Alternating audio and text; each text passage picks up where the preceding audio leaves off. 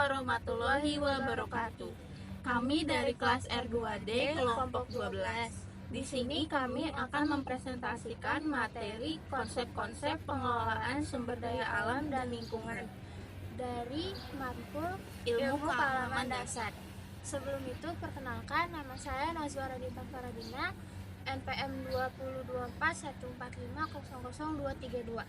Perkenalkan, nama saya Yimimah Hera Uli, NPM 202414500215. Berikut materi penjelasannya.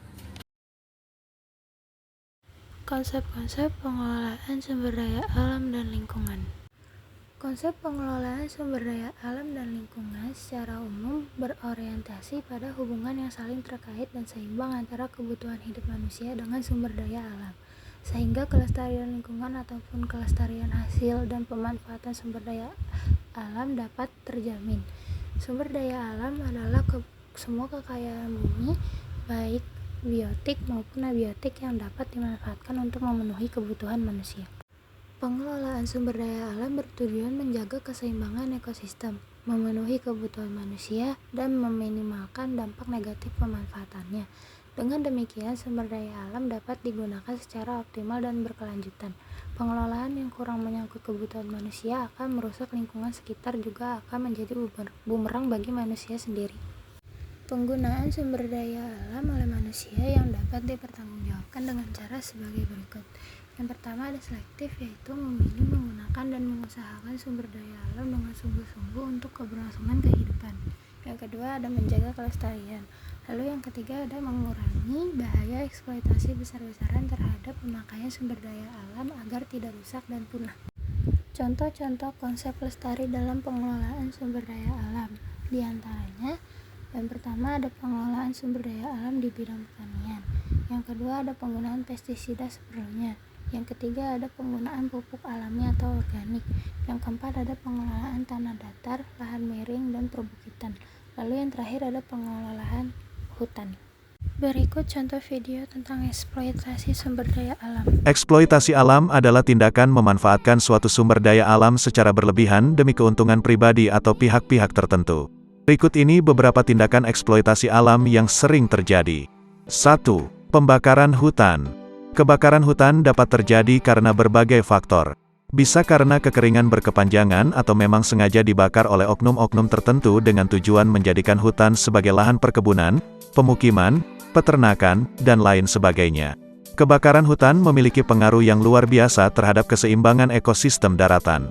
Hutan merupakan tempat tinggal satwa langka sekaligus sebagai penghasil oksigen yang dibutuhkan oleh semua makhluk hidup.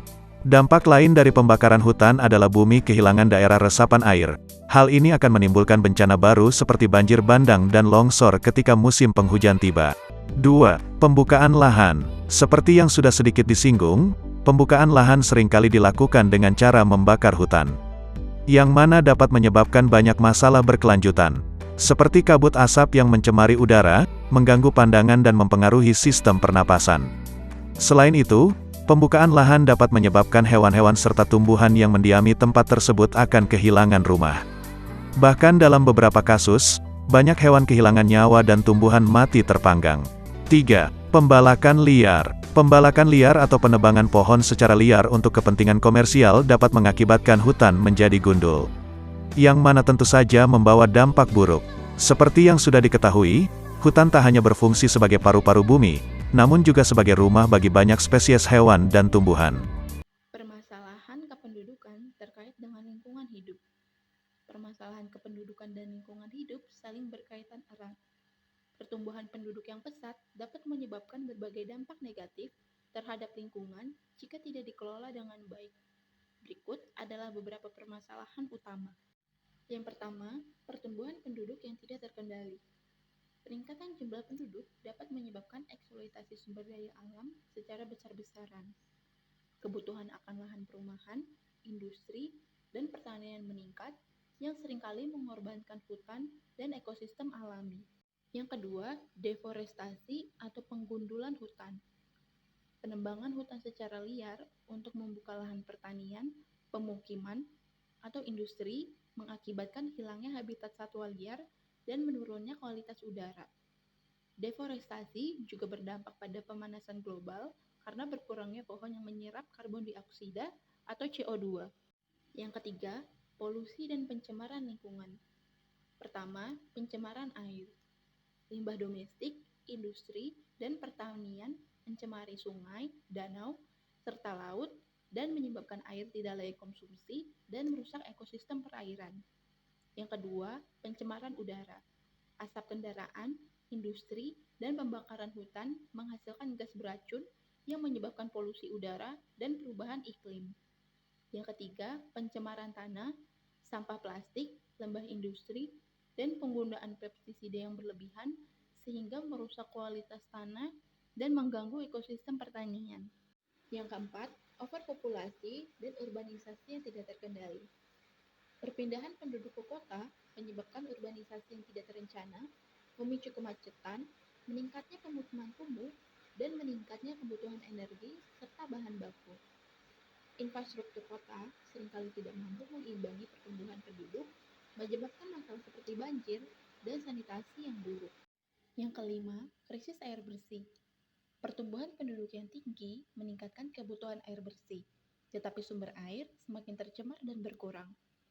Kebutuhan akan lahan perumahan, industri, dan pertanian meningkat yang seringkali mengorbankan hutan dan ekosistem alami.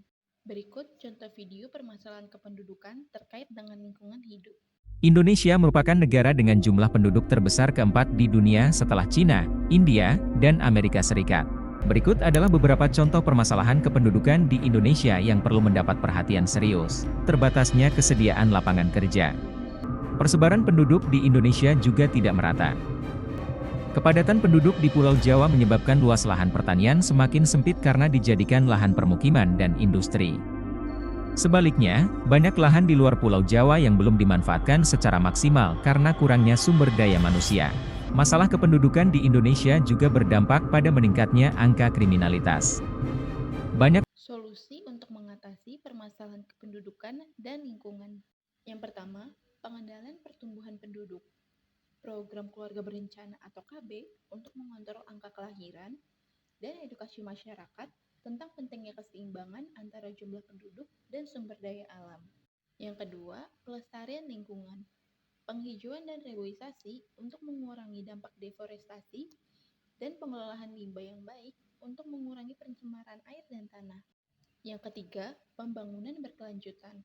Mengembangkan energi terbarukan untuk mengurangi ketergantungan pada bahan bakar fosil dan menerapkan konsep kota hijau atau green city yang ramah lingkungan. Yang keempat, pengelolaan sumber daya alam yang bijak. Mendorong penggunaan teknologi ramah lingkungan dalam industri dan pertanian, serta meningkatkan efisiensi penggunaan air dan energi. Solusi untuk mengatasi permasalahan kependudukan dan lingkungan. Permasalahan kependudukan dan lingkungan hidup harus ditangani dengan pendekatan yang berkelanjutan agar keseimbangan antara manusia dan alam tetap terjaga demi masa depan yang lebih baik. Oleh sebab itu, sudah menjadi tanggung jawab manusia untuk menjaga dan merawat lingkungan alam kita ini dengan sebaik mungkin agar sumber daya alam yang ada di muka bumi tidak akan habis. Lalu selanjutnya adalah landasan hukum, prinsip, dan upaya konservasi sumber daya alam di Indonesia. Menurut pasal 33 Undang-Undang Dasar 1945 dalam praktik ketatanegaraan di berbagai negara, permasalahan pengelolaan sumber daya alam merupakan bagian dari kebijakan perekonomian suatu negara yang tertuang dalam setiap konstitusi negara. Namun, pada umumnya negara-negara bercorak liberalis kapitalis dan menganut tradisi hukum common law seperti Amerika, Inggris, Australia, dan Kanada tidak memuat ketentuan dasar mengenai dasar-dasar kebijakan ekonomi dalam naskah undang-undang dasarnya. Sementara itu, negara-negara yang menganut tradisi hukum civil war dan bercorak liberalis kapitalis, kebijakan seputar ekonomi diatur dalam konstitusi maupun undang-undang dasarnya.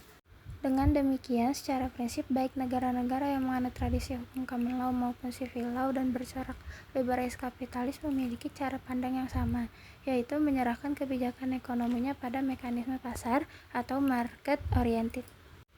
prinsip konservasi, yaitu pelindungan, pengawetan, dan pemanfaatan secara lestari. Maka masyarakat bisa memperoleh keuntungan yang menunjang kesejahteraan melalui pemanfaatan hutan, tumbuhan, dan satwa liar secara lestari. Lalu selanjutnya ada landasan hukum konservasi. Yang pertama, Undang-Undang Nomor 5 Tahun 1990 tentang konservasi sumber daya alam hayati dan ekosistemnya, bertujuan untuk mengatur sistem penyangga kehidupan, pengawetan keanekaragaman jenis tumbuhan dan satwa, pemanfaatan secara lestari sumber daya alam hayati, agar menjamin pemanfaatannya bagi masyarakat dan peningkatan mutu kehidupan manusia. Lalu yang kedua ada Undang-Undang Nomor 41 Tahun 1999 tentang Kehutanan. Yang nomor 3 ada Undang-Undang Nomor 16 Tahun 1992 tentang Karantina Hewan, Ikan, dan Tumbuhan.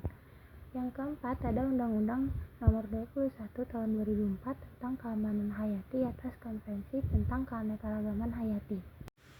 Upaya-upaya konservasi sumber daya alam di Indonesia. Yang pertama ada penetapan kawasan konservasi, yang kedua ada keterlibatan masyarakat dalam konservasi, yang ketiga ada pengendalian perburuan dan perdagangan satwa, yang keempat ada pengembangan ekonomi alternatif, yang kelima ada menghindari introduksi spesies eksotik, yang keenam ada pemanfaatan sains dan teknologi, yang ketujuh ada penetapan kawasan lindung dengan pendekatan spesies, yang kedelapan ada pemanfaatan energi terbarukan.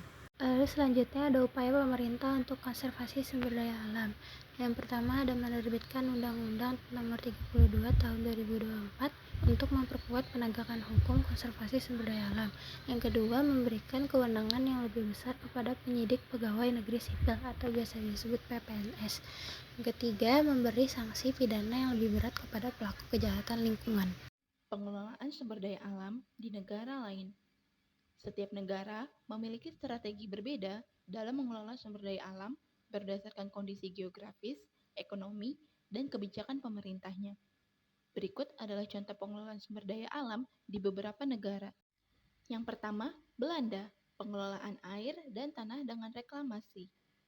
Sebagian besar wilayah Belanda berada di bawah permukaan laut, sehingga negara ini memiliki sistem pengelolaan air yang maju. Pemerintah membangun tanggul raksasa atau yang dikenal dengan Delta Works untuk mencegah banjir dan mengelola air secara efisien. Teknologi reklamasi lahan digunakan untuk memperluas daratan dan meningkatkan produktivitas pertanian.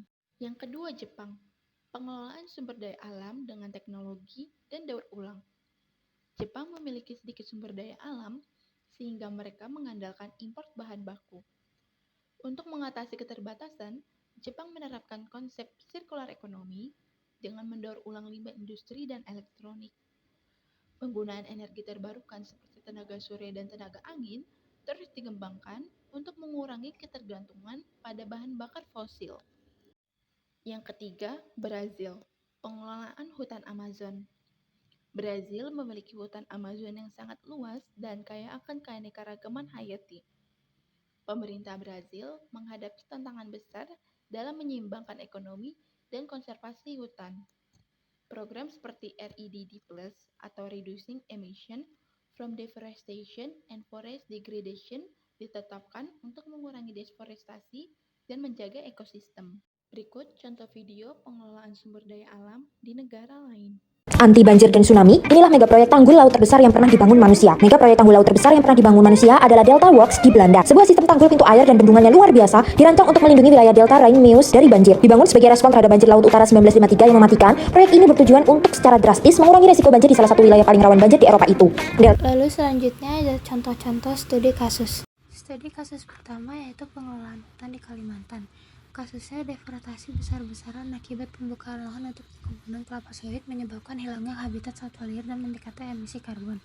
Pengelolaannya, pemerintah Indonesia menerapkan kebijakan moratorium izin baru untuk pembukaan hutan, serta mendorong penerapan sertifikasi berkelanjutan seperti RSPO, Roundtable on Sustainable Palm Oil.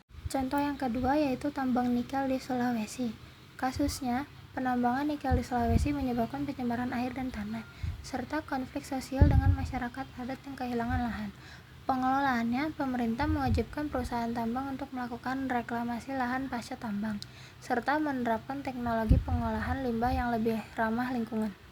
Kesimpulan, Pengelolaan sumber daya alam harus dilakukan secara bijaksana dengan mempertimbangkan keseimbangan antara kebutuhan manusia dan kelestarian lingkungan. Dengan menerapkan prinsip keberlanjutan, regulasi yang baik, dan teknologi ramah lingkungan, manusia dapat menjaga sumber daya alam agar tetap tersedia bagi generasi mendatang. Sekian presentasi dari kelompok kami, kurang lebihnya mohon maaf. Wassalamualaikum warahmatullahi wabarakatuh.